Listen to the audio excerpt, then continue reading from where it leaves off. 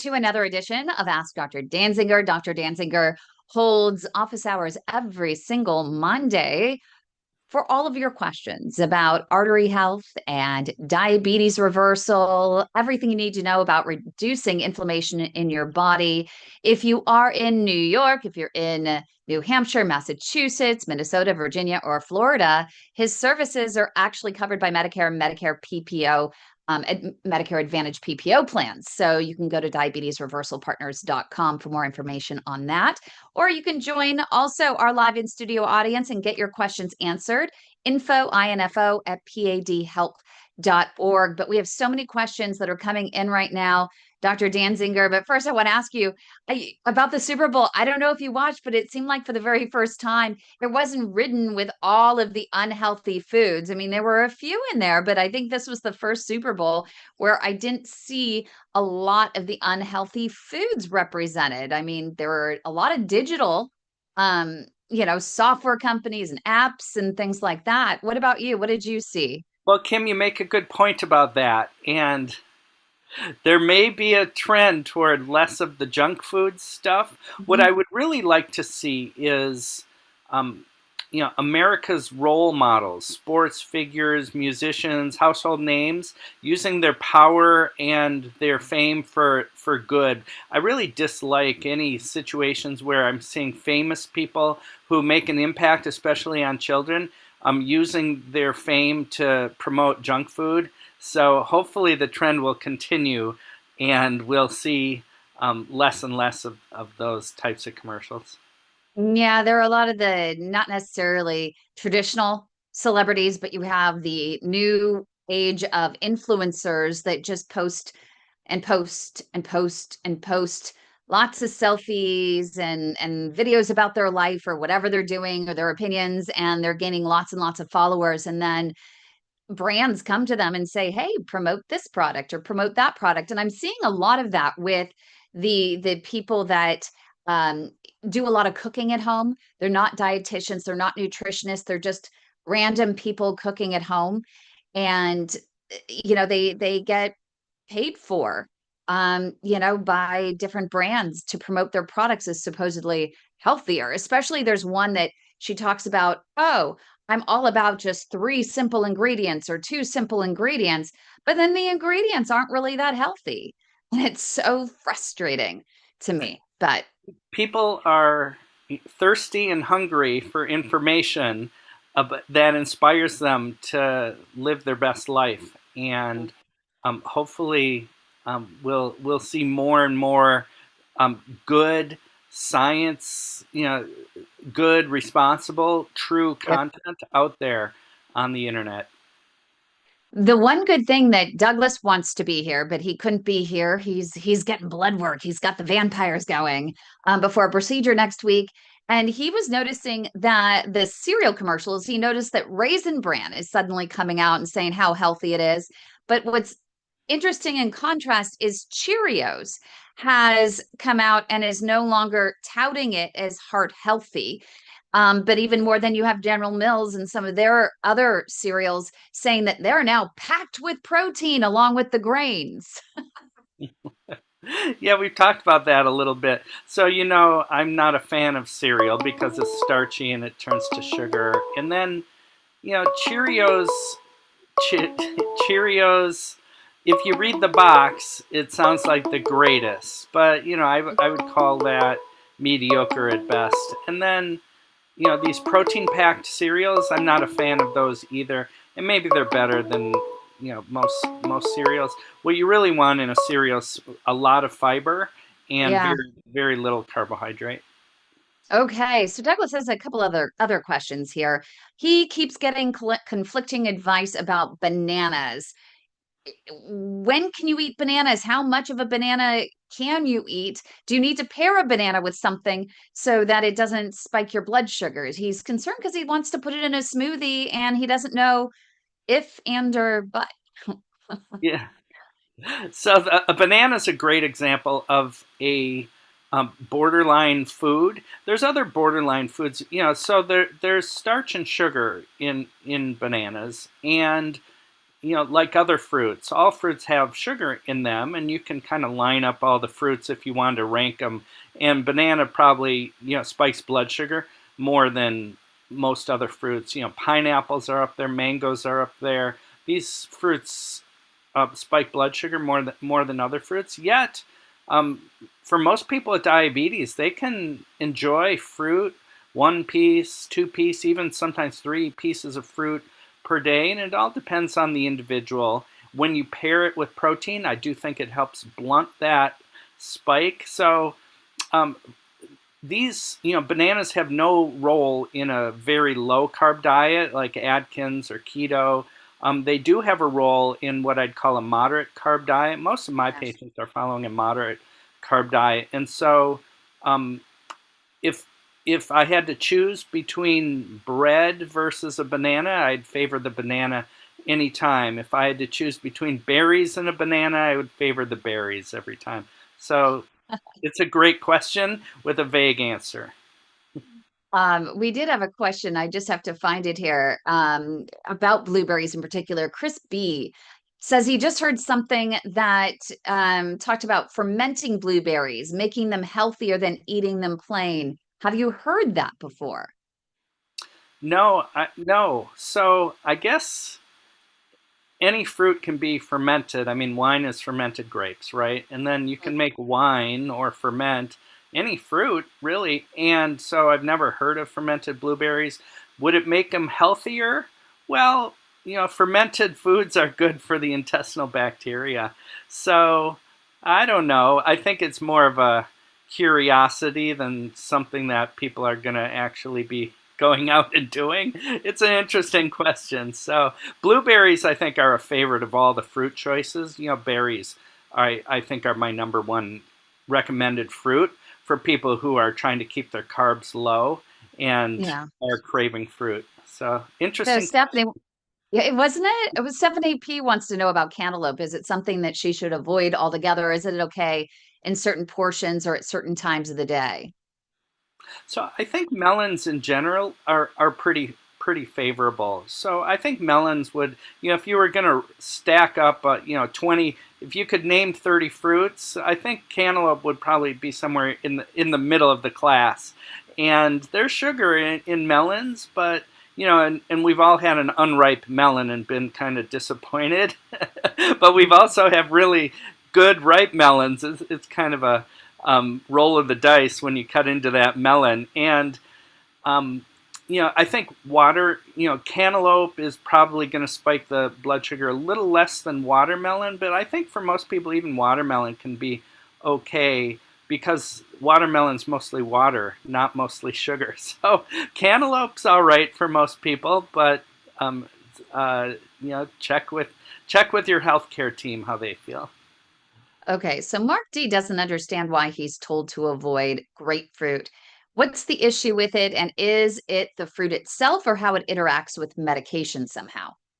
Great question. So it's mainly the statin drugs like um, uh, uh, Lipitor, which is atorvastatin, or Crestor, rosuvastatin, the statin drugs that lower cholesterol. In most cases, are interact with grapefruit. Grapefruit blocks an enzyme in the liver that is needed to metabolize the statins, and so what it does is it keeps the drug active in your bloodstream longer. I don't really know how big of a problem that is if your body's clearing the statin drug more Mhm. slowly. I've never heard of anyone going to the emergency room because they had a high statin dose. I think it basically will lower your cholesterol level even more than. So people are told to avoid grapefruit, and it's kind of a shame because a grapefruit's a good choice for a fruit. That citrus fruit is pretty good. I think grapefruit juice is the bigger culprit, and so you could ask your doctor whether, can I enjoy half a grapefruit, once a week or something like that. It's probably not truly unsafe to do that, but the answer to the question is the grapefruit blocks an enzyme in the liver that is Mm. needed to properly, metabolize the statin drugs. Okay. So I just saw this note from Heinz, who's in our live studio audience.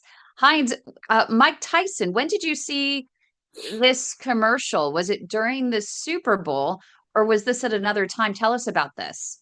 Actually, I didn't watch the Super Bowl except the very end, but they showed commercials that were popular last night on the news, and that was one of them. And they said it was a Super Bowl commercial, and it was "Make America Healthy Again" Oh, commercial. wow. Yeah, and it was about avoiding ultra processed foods. I say ultra processed. When I read it just now online, it was processed foods, but basically the same thing. I saw So, the commercial, Did oh, you? okay. so I'm glad you brought that up. So it was a commercial featuring Mike Tyson, and Mike Tyson was really making a pitch against junk food, saying that he used to eat a lot. The gist of it was that Mike Tyson used to eat a lot of junk food, and I think he was caught, felt like he was caught up in a bad cycle where he was just feeling badly, and then he was kind of, self-medicating with junk food. And the way he broke out of that cycle was to change his diet, and it showed him eating healthy foods. I can't remember if it was an apple or carrots or fruits and vegetables. So, and this was funded by Make America Healthy Again, and so that's what the commercial was. I wonder if it's online. Yeah, I'll go look. I'm going to go look it up. That would be interesting to see, but at least someone's out there talking about it, someone with a big name. I The think everyone next knows who he commercial is. after that was Pepsi. Oh my goodness. Oh wow. Don't they own Dasani? So maybe they have um some value there, but I'm sure they weren't promoting water, were they?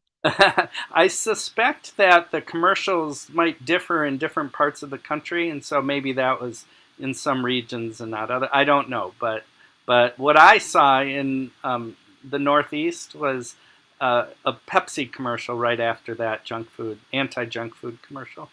That's awesome. Great timing on that. And Carrie in the chat agreed with you. She said a friend who is a hospital pharmacist agreed with you on the grapefruit thing. It's just really about people take things to the extreme. So it's easier to just say absolutely not versus saying, yeah, it's fine to have grapefruit and then saying, well, in, small amounts, but then someone drinks a whole glass of grapefruit juice. So just don't do that unless you can control Ask your yourself. doctor about it.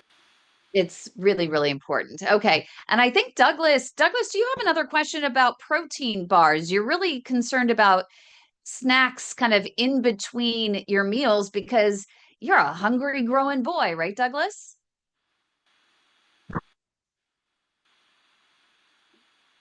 Whoops, make sure you unmute. Put the Mike Tyson link in the chat. But yeah, Thank you.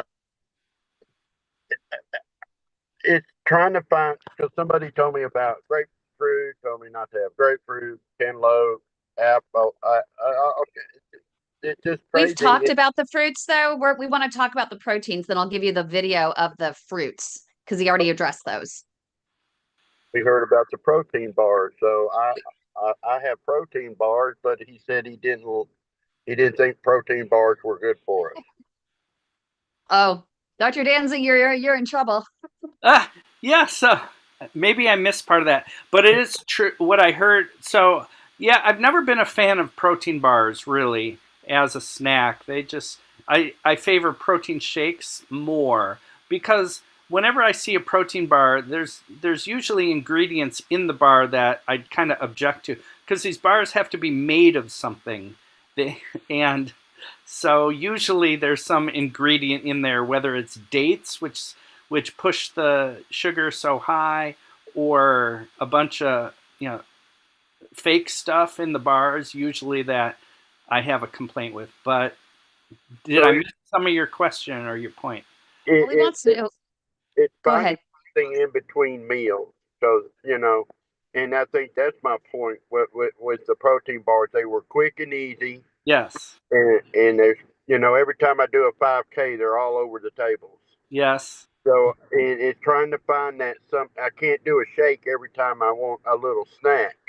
So it's Yes. trying to find something in between meals that is healthy that'll like hold me over for the next meal. Yeah. So it's a good point. You need what I like about protein bars is they're portable, right? They don't need to be in the refrigerator. You can carry it in your pocket or whatever. So, what are some snacks like that? Well, some people might use beef jerky or turkey jerky for something like that.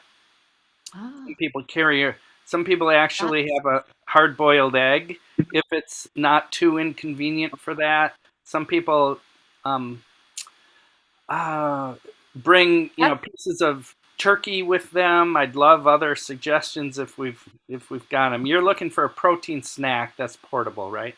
Yeah, I forgot that because you said that it was more filling, right? And especially he's a grown boy, he's out there working, building his tiny house and he's very active and walks and no dust settling underneath him. And so I love the idea of a healthy jerky. I also would a whole bunch of eggs for the week, and then I would leave them in the fridge, and then I would have, a hard-boiled egg and an apple, or a hard-boiled egg and some blueberries. So that's kind of what I used to do. I saw dried edamame Oh beans yeah, or that's a good dried one. soybeans can work. Now, protein bars, it's not the worst thing, right? And so sometimes we have to, um, sometimes we have to err on the side of convenience.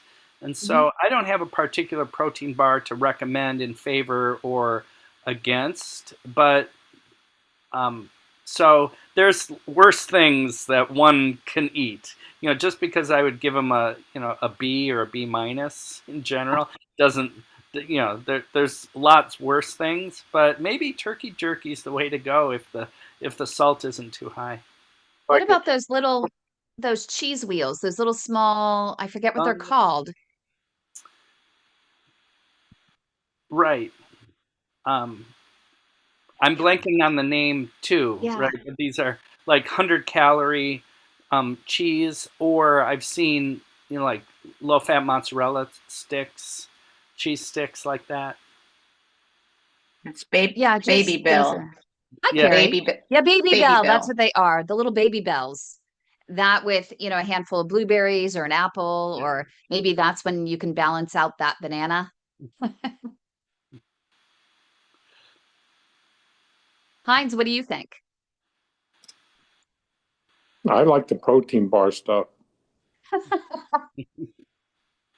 If you can find one with, I'm sure there has to be some out there that have ingredients that you recognize that don't have a bunch of fillers and things to make things stick together and all that jazz. I think I've even seen some in the cold sections. I'm gonna have to go look, but then you don't have to worry about all the extra preservatives and stuff in there. Do you have another question, Heinz? Yes, I do. This might be Okay. a sore subject for some, but um, Dr. Dansinger, what's your thoughts on condiments, which I don't eat, like ketchup, mustard, mayo, relish, salad dressings other than vinegar and olive oil? I love that question. Thank you. Were you thinking that condiment question might be a sore subject? I know a lot of people that like to put a lot of salad dressings that Yeah. are mayonnaise based or whatever you want to call them, and you get a lot of people put mayonnaise on all their stuff or ketchup, and Yeah. I'm one that doesn't do that. So I love the question because condiments. If you ask different people, you might get different answers on the condiments. My viewpoint is that the purpose of condiments needs to be to make healthy foods more appealing and interesting. And so, the purpose of salad dressing is to make a healthy salad more exciting and more makes you want to eat it. And so you use the least amount that you can get away with to still enjoy your food. You know, mayonnaise-based condiments, same deal. So many condiments are not really healthy when you look at the ingredients. They might have sugar and salt and all that stuff, but if you just use the small amount to make something that's otherwise healthy more appealing, so you'll eat it, then I'm all for it. So you want to limit your condiments to 1 tablespoon or 2 tablespoons max. If you lined up all the different condiments, you could probably rank them and say, well, mustard's healthier than ketchup, or pickles are a pretty good condiment, but I don't think of it that way. I think of, what use condiments in small amounts strategically. So Primal Foods has a no sugar ketchup and no ingredients in there that you don't recognize. Spicy mustard, I heard, is actually pretty good. If you don't look at the ingredients, there's no sugar. Dijon mustard, right? If there, you can recognize, I think that has vinegar maybe in it. I don't know about plain mustard. Plain mustard is just mustard seed for the most part in most brands, I would think. But I think where it gets you is one of my favorites is mayo. I love mayonnaise. But you know what? I found a different option. So now I use low fat yogurt, or for me, I use the Forager yogurt, the cashew milk yogurt. And I add in, there's this organic ranch packet that has only natural spices in it that you can see which ingredients, no extra preservatives. And I pour that in the yogurt. And I use that now instead of mayonnaise. And you can also get French onion dip mix. And there are natural ones out there that just have ingredients you can recognize. And it's just a powder of like powdered onion and garlic and stuff. And I pour that into my yogurt as well. And I just put it in the fridge. And when I want to dip my veggies or whatever, that's what I use. Or my artichokes. I love artichokes. And so I'll now dip my artichokes in that. I don't know. Great, Am I doing great, good? great input, Kim. Yeah. So there's many. I'll give you an example. So I love barbecue sauce. I've always loved barbecue sauce, And if I'm gonna use barbecue sauce, first of all, I should use a barbecue sauce that is healthy without a lot of sugar and other crappy ingredients in there. But I should use the least amount to make an otherwise healthy, chicken breast, for example, more appealing. And so, whenever you can use a condiment that's closer to nature, go for it. And if not, use the least amount possible. I have one final question here. I know you have to run. But this one's interesting. We have a diabetic educator in our group. She's out of New York, and she was talking the other day about ice cream. And she said, if you are going to indulge, make sure it's just a couple of spoonfuls, and make sure it's Breyers, or I think it was Haagen-Dazs, where you can recognize the ingredients. Wanted to get your thoughts on that, just that in general. But number two is, we have Kevin L, who says, if I have a coconut milk ice cream that is only sweetened with honey and flavored with Madagascar vanilla, love the specificity, can I do that? And is there a best time to eat a small portion if and when I'm going to cheat? Wow. Great questions. I'm not sure if I've got the answers. So you want your So ice cream, traditional ice cream has a lot of dairy fat and sugar in it. That's what makes it so appealing and delicious. And so you can make it healthier by having the least amount. You can make it healthier by cutting down on the amount of animal fat from dairy fat. You can cut down on the amount of sugar in there. In the end, all your body recognizes the amount of animal fat from dairy and sugar that you've just eaten. And so there are lots of ways to reduce those. And so you should enjoy ice cream once in a while.